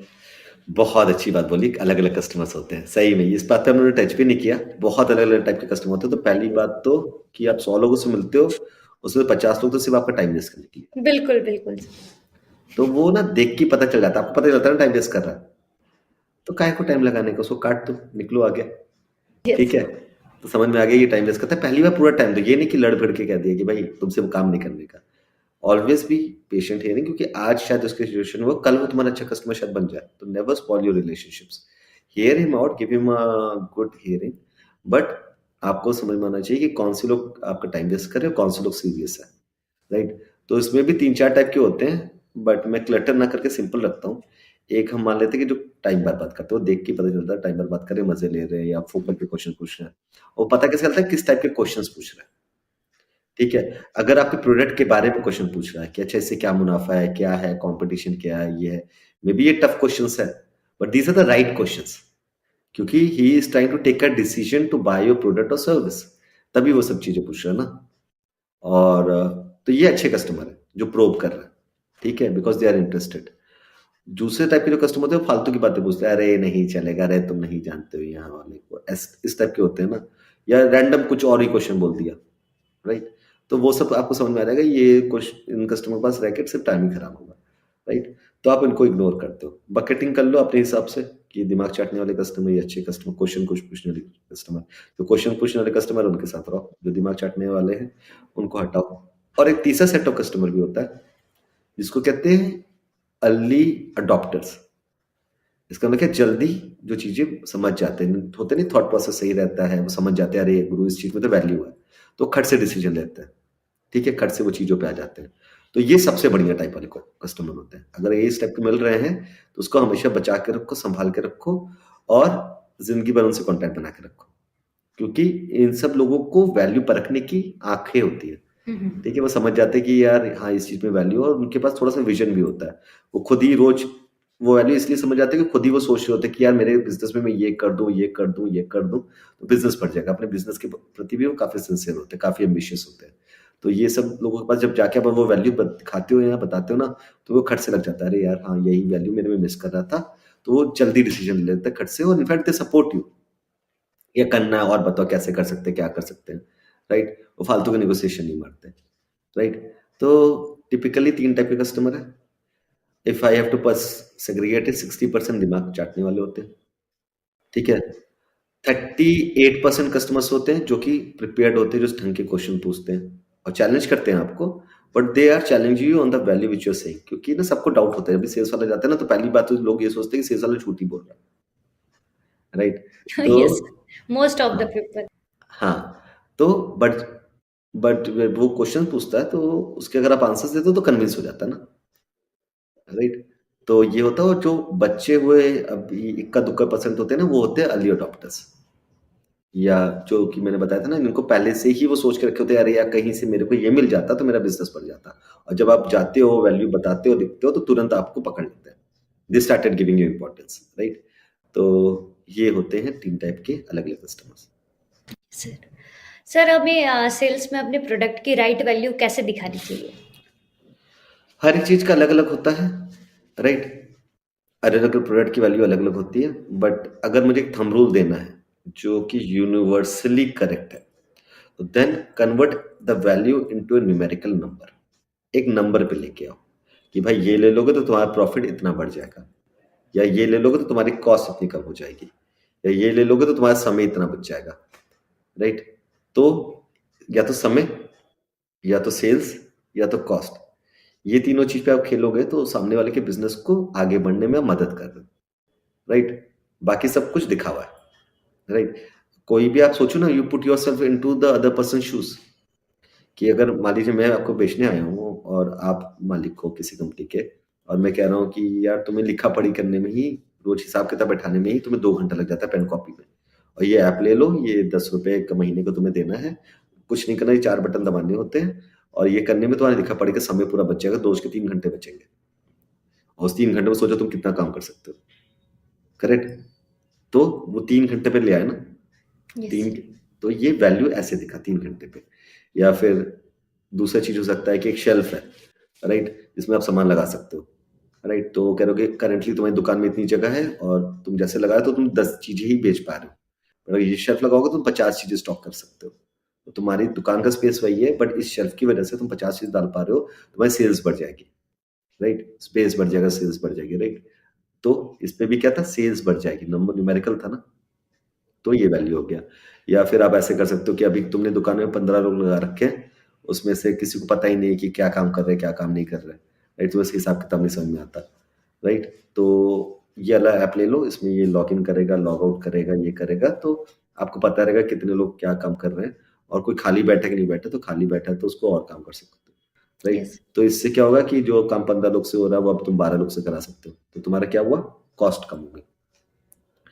कॉस्ट कम हुई तब भी प्रॉफिट बढ़ेगा, सेल्स ज्यादा हुई तब भी प्रॉफिट बचेगा, समय कम हुआ तब भी प्रॉफिट बढ़ेगा, राइट? तो धंधे को आगे लेके जा रहे हो ना, तो कैसे मेजर करते हैं, सिर्फ सब कुछ कन्वर्ट कर दो नंबर पे, ठीक है? सबको किस में कर दो बेटा, नंबर। हो गया? Yes sir. ठीक है। सर सेल्स में प्रेजेंटेशन बहुत ज़्यादा इम्पोर्टेंट होता है। उसमें भी अगर खुद को अगर अच्छे तरीके से प्रेजेंट नहीं कर पाएंगे तो सामने वाले को हमारी वैल्यू नहीं समझ में आती है। करेक्ट, करेक्ट, प्रेजेंटेशन में भी कम्युनिकेशन स्किल तो सर मोस्ट इम्पॉर्टेंट थिंग है, क्योंकि करेक्ट, बात करने से ही बात बनेगी। Correct, correct, correct. Yes sir. तो सर आप हमें बताइए कि उसमें कौन-कौन सी चीज़ें हैं जो इंक्लूड करना चाहिए और कौन-कौन सी चीज़ें अवॉइड करनी चाहिए? तो बहुत ही अच्छा क्वेश्चन है, बहुत ही बेसिक है बट बहुत इंपॉर्टेंट है, एंड आपने इतनी जल्दी रियलाइज कर लिया। मैंने तो पूरा एमबीए करने के बाद, पूरा घूमने घामने के बाद, 3 साल के बाद मुझे ये रियलाइजेशन आया था, जहाँ पे मेरे बॉस ने बोला था कि विशाल, 2 चीजें बहुत इंपॉर्टेंट होती है, एक तो उसने टंग पे हाथ रखा था कि क्या बोलते हो, कैसे बोलते हो, और दूसरा आप चीजें को कैसे दिखाते हो, राइट? वो बहुत इंपॉर्टेंट है। तो presentation is very important. Presentation ये मतलब नहीं कि आप कैसे दिख रहे हो, आप सुंदर दिखते हो, ये एकदम मोह माया है, ये एकदम नहीं होता। आप हाइजीनिकली साफ तरीके से हो कि नहीं, गुटखा खा के तो नहीं पहुंच के दांत तो पीले नहीं, समझ रहे यस हो? सर। तो बस एक अच्छे से, जैसे मैंने पहले भी बोला था ना, साफ कपड़े पहन के जाने हैं, अच्छे से रहना है, और अच्छा स्मेल भी करना है, राइट? तो मिंट लेके जाओ, अगर फील्ड सेल्स में खासतौर से, यहाँ पे आप देख रहे हो एक दूसरे को, राइट? तो उसके लिए भी इंपॉर्टेंट है। टेली कॉलिंग इन सब में तो आप देख नहीं रहे, आपकी तो आवाज जा रही है, करेक्ट? तो ये बहुत इंपॉर्टेंट है।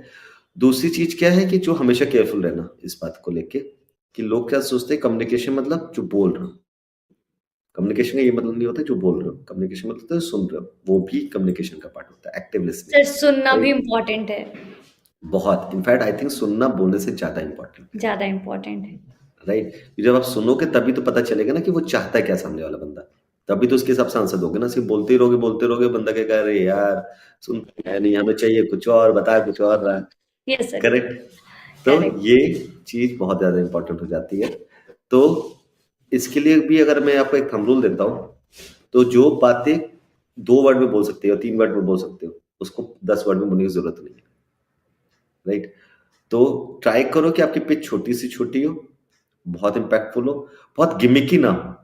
लोग क्या करते हैं, स्पेशली जब शुरुआत करते हैं ना, तो उनको लगता है कि जो जैसे टीवी ऐड देख रहे हैं वैसी सेल्स होती है। तो क्या आप जानते हैं ये वो, ऐसे नहीं होता है। यस। एकदम सिंपल साधारण तरीके से बात, जैसे हम और आप बात कर रहे हैं, राइट? इसी तरीके से बातें होती हैं। आप इम्पैक्टफुल बातें करते हो, छोटी बातें करते हो, ज्यादा सुनने की कोशिश करते हो और एक कॉन्वर्जेशन करते हो, और कॉन्वर्जेशन खत्म तो चीजें हो जाती है, राइट? तो व्हाट आई बिलीव इन कि सेल्स जो है, अगर आप सही तरीके से प्रिपेयर हो तो ये सेल्स नहीं, ये कम्युनिकेशन है। आपको प्रोडक्ट भी सॉलिड है, आपको पता है क्या बताना है, और बस उसको कम्युनिकेट करते रहो। और उसकी जो क्वेरीज आ रहे हैं उसके भी क्योंकि आप प्रिपेयर्ड हो, उसके आंसर्स दे रहे हो, तो कम्युनिकेशन का लूप बस क्लोज करना है, राइट? ये चीज इंपॉर्टेंट होती है। अगर आप ये कर ले जाओगे तो फिर हो जाएगा। और जो हमने वो भी बनाई है ना, काम की तैयारी के 10 पन्ने, उसमें ये सब यस चीजें सर। हमने रखी हुई है ना, कम्युनिकेशन स्किल्स, एप्टिक लिसनिंग, उसमें हमने वो सब पॉइंटर्स बता रखे हैं, राइट? यस तो सर। बस वही सब पॉइंटर्स का ध्यान रखते हैं, और अगर वो ध्यान रख लेंगे तो फिर चीजें आसान हो जाती है। सर फॉलो तो अप कितना इम्पोर्टेंट है? बहुत अच्छा क्वेश्चन, बहुत अच्छे से प्रिपेयर किया आपने अपन, I am very impressed, I am yes very sir. Impressed. ये चीज मैं सोच ही रहा था कि ये चीज छूट गई है। तो फॉलो अप इनफैक्ट सेल्स जो पहली पिच है ना, उससे ज्यादा इंपॉर्टेंट होता है, राइट? तो लोग कहते हैं अरे बहुत अच्छी मीटिंग हुई, बहुत अच्छी मीटिंग, 4 दिन तक फॉलो अप ही नहीं किया, तो फिर यस। पूरा, for lack of a better word, पूरा फुसफुसा जाता मामला, राइट? तो होता क्या है, क्योंकि सामने वालों का अगेन ना, put yourself into their shoes, उस पे वो क्या उनको समझ में आ रहा है कि यार ये बंदा मिलके गया था, इतना एक्साइटेड था, बट 4 दिन से उनका कुछ आया नहीं, मतलब ये बंदा सिंसियर नहीं है या यस सीरियस सर। नहीं है, राइट? तो follow up is very critical, इसीलिए हम जो पहली चीज बताए थे ना, प्लानिंग। तो आप जो लिख रहे थे ना, जो हमने कहा था कि 30% आप नया पाइपलाइन का, 30% जो करंट वाला है, तो करंट वाले में आप कहाँ समय कर स्पेंड करो, पाइपलाइन तो आपने बना लिया, क्या कर रहे हो, फॉलो अप। फॉलो। सॉरी, जो 40% टाइम बोला था, तो आप फॉलो अप करे जा रहे हो, राइट? तो follow up is very very important, क्योंकि देखो सेल्स में eight the end of the day मोटा मोटी क्या है कि क्लोज होना चाहिए। तो आपने शुरू किया, पहला डिस्कशन था वो इनिशिएशन था, उसके बाद फॉलो अप कर करके वो क्लोजर की तरफ लाता है। तो follow up is extremely critical. Again keep the follow up short, keep the follow up precise, do not bombard the other person कि पता चला दिन में 50 कॉल कर दिए, वो आपको साइलेंट में डाल देगा, ठीक है? एंड हमेशा इस चीज पे रखो कि एक चीज जो गलत करते हैं यहाँ पे लोग, और मैं भी करता था जब गया था, तो यहाँ पे होता नहीं, हाँ जी हाँ जी हाँ जी, वही कल्चर में थे और वही यस कल्चर सर। सीखे थे। और जब मैं पहली बार यूएस गया तो उसने क्वेश्चन पूछा कि Vishal, so what can you do this? Yes sir we will do. Can you do this? I said yes we will do. Can you do this? Yes we will do. कहता है you say yes to everything, I am getting scared. हमने कहा क्यों भाई, like I said why? कहता है कि तुम हर चीज में यस बोले जा रहे हो, तुम किसी चीज का जवाब ही नहीं दे रहे हो, मतलब वो नहीं कर रहे हो, तो मुझे घबराहट हो रही है कि तुम सेल्स करने के लिए कुछ भी फॉल्स प्रोमिसेस करते रहो, राइट? और ये फिर आगे चल के तुम सक्सेसफुली एग्जीक्यूट नहीं कर पाओगे। एंड सो अगर किसी चीज का आंसर नहीं आता है, राइट, तो झूठ नहीं बोला जाता, सिर्फ यस में यस नहीं बोला जाता, उसको सिंपल बोल दो, वेरी नाइस क्वेश्चन, समझ में हमें अभी नहीं पता चला, you know what, let me check with the team and come back to you within 4 hours, 6 hours, 24 hours. Give your timeline and then follow up and just say कि hey, I followed up with my team on your question. ये आपने पूछा था, इसका ये जवाब। And अगर आपको और कॉल चाहिए तो मैं कर लेता हूँ, या फिर मेरी टीम में किसी और से कॉल करा देता हूँ जिस चीज का कंसर्न पर्सन है, राइट? तो इस टाइप से भी करा जाता है। एंड अगर आपकी पाइपलाइन बड़ी हो जाती है, अगर आपके पास टीम है, राइट, 4-5 लोग और हैं, तो आजकल एक और चीज होती है CRM, राइट? इसको कहते एसडीआर। हैं, हाँ, कस्टमर रिलेशनशिप मैनेजमेंट। तो इसके लिए पहले तो ज़माने में बड़े-बड़े सैप उन सब के बड़े-बड़े सॉफ्टवेयर होते थे, ERP सॉफ्टवेयर होते थे, उसके अंदर CRM होता था, बड़ी-बड़ी कंपनियाँ यूज़ करती थी। बट अभी क्लाउड बेस्ड भी काफ़ी आ गया, छोटी कंपनीज़ के लिए भी आ गया, राइट? और बहुत सिंपल चीज़ें होती हैं, वहाँ पे आप लिख देते हो कि इससे बात हुई, ये नेक्स्ट स्टेप था, अगला मिलना, अगला कॉल है, जो भी मिनट्स ऑफ मीटिंग, वो सब चीज़ें डाल देते हैं। And we are using that at the ER also, right? तो उस यस। टाइप से चीज़ें होती हैं, तो उसमें क्या होता है ना, खुद ही बंदे को नोटिफ़िकेशन आता रहता है कि आज ये कॉल है, आज वो चीज़ें हैं। तो यूजिंग ऑफ दिस सॉफ्टवेयर और these sort of things is also important। Software नहीं है, छोटी चीज़ है, तो क्या हुआ, पेन कॉपी तो है ना, पेन यस। कॉपी में लिख लो वो सेगमेंट करके ना कि ये आज की डिस्कशन है, इस तरह का फॉलो अप करना है, ऐसे टेबल बना के, फिर गूगल शीट या एक्सेल में कर लो, एंड धीरे धीरे you can graduate to this CRMs। You will be surprise कि ये CRM की कॉस्ट भी बहुत कम होती है आजकल। 100 रुपए के सब्सक्रिप्शन मिलते हैं महीने के एक बंदे के, और अगर उसमें से जो वैल्यू क्रिएट होता है, अगर उसने वो महीने भर में एक भी सेल्स आपकी और कन्वर्ट करवा दी, तो उसमें आरओआई मतलब जो 100 रुपये या 150 रुपये जो भी लगा रहे हो, जिस हिसाब से आपने कितना सेल्स किया है, उसमें आरओआई भी बहुत सही आ जाता है। तो ये होता है, अगर आप खुद से करने जाते हो तो आप ऐसे कर सकते हो। बाकी जितनी भी बड़ी कंपनियां होती हैं, सब में कोई ना कोई सीआरएम, कोई ना कोई सिस्टम लगा होता है, तो उसकी वो ट्रेनिंग देते हैं। तो using that thing is also very very very important. तो अगर आप ये नहीं करोगे तो फिर आपका जो डेटा है ना, वो सब इधर उधर होगा, और फिर सब दिमाग में चलता रहता है, और सब बंदा कंफ्यूज हो जाता है। तो ये सॉफ्टवेयर जो होते हैं, इसको यूज करा जाता है, और जैसी सेल्स हो उसमें वो डेटा एंटर कर दो, ताकि आपके दिमाग से खत्म, भैया बात कर ली, जो था लिखा पड़ी वो लग कर दिया सॉफ्टवेयर के अंदर। सॉफ्टवेयर आपको याद दिलाएगा, आपका काम खत्म दिन का। शाम को जाओ, दोस्तों के साथ घूमो फिरो, पिक्चर उच्चर देखो, पार्टी करो, और अगले बिल्कुल। दिन फिर से दोनों करो। तो सर तो यूजिंग दिस आप सॉफ्ट। हाँ जी। सर आपके एक्सपीरियंस से 3 स्ट्रैटेजीज में कंक्लूड करिए आप। किस चीज को? इम्पोर्टेंट स्ट्रैटेजीज, यही फॉलो अप को सर। फॉलो अप को? तो पहला चीज तो है कि भाई जैसे ही सेल्स खत्म हो या कॉन्वर्जेशन खत्म हो, किसी से आप मिलके आए हो, अच्छा डिस्कशन हो, खराब डिस्कशन हो, डिस्कशन ना ही हुआ, दुकान भी बंद है, तुरंत आके जैसे निकलो वहां से, तुरंत आप अपडेट करो अपनी किताब को, नहीं तो सॉफ्टवेयर को, जो भी आप यूज करो, तुरंत अपडेट करो। ठीक है? तब वो एक्चुअल क्लोजर होता है, राइट? क्योंकि आपने वो डाल दिया, तब आपको पता है ना कि ये चीजें आपको करनी है, तो you are prepare for it. जब दिन में अगले दिन प्लानिंग करो तो आप इसको रिफर कर सकते हो। तो ये एक है फॉलोअप में। दूसरा चीज है कि बॉम्बार्ड मत कर देना, ठीक है? रोज के 50 मैसेजेस नहीं, कम रखो, या कॉल्स नहीं, कम रखो। तीसरा सबसे सटीक चीज है कि टाइमिंग इज ऑल्सो इम्पोर्टेंट। तो आप पता चला 11 बजे उठे हो और 11 बजे फोन मार दिया अपने कन्वीनियंस से। 11 राइट। बंदे का पीक समय होता है। तो आइडियल समय होता है या तो एकदम सुबह सुबह, जब वो दुकान खोल रहा होता है या ऑफिस खोल रहा होता है या ऑफिस में गया होता है, राइट? तो टिपिकली खाली होता है, ऑफिस में लोग नहीं होते, ये हो, तो उसके बाद समय होता है, तो आपके कॉल या मैसेजेस का रिप्लाई वो ज्यादा कर सकते हैं ईमेल्स का, या फिर शाम के वक्त होता है। वीकेंड में एकदम नहीं डिस्टर्ब करने का, कॉर्पोरेट कल्चर है तो छुट्टी वाले दिन एकदम नहीं डिस्टर्ब करने का, ठीक है? क्योंकि यस। उनकी भी लाइफ है, राइट? बिल्कुल। तो और बस यही छोटी मोटी चीजों का ध्यान रखना। सर आपको पता है आजकल सोशल मीडिया का सर जमाना हो गया है, डिजिटल टेक्नोलॉजीज काफी हाई हो चुकी हैं, तो आपके पॉइंट ऑफ व्यू से अब सेल्स का फ्यूचर कैसा होगा? और अच्छा है, और बढ़िया है। क्योंकि पहले जो चलता था सेल्स, वो बी टू बी होता था, कि मतलब सर क्या बिजनेस टू बताइए? बिजनेस। हाँ, दो टाइप के होते हैं।